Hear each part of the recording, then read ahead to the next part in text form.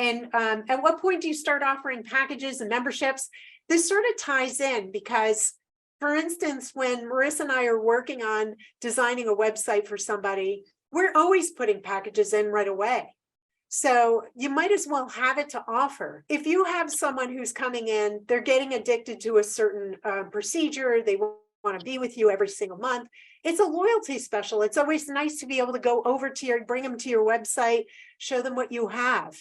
And it's a loyalty package and it gives them discounts for coming back. It's a great thing to bring up after even one treatment and just bring it to their attention, give them the option. When we hear the word membership, we associate it with something cheaper, like a Massage Envy membership, or a membership somewhere is a low price thing. But a lot of providers in this business might say, okay, we're gonna do a Botox membership, and we know you get Botox 4 times a year. And normally that would be $500 a treatment or $2,000 a year. We're gonna lock in this membership, not $2,000 a year, it's only $1,500 a year. And you just pay monthly, auto pay $80 a month. You come in when you're ready, you get your Botox.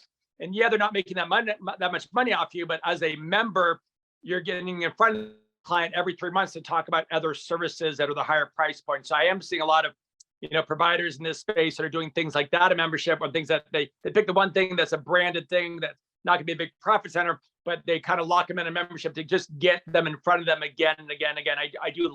I like that angle.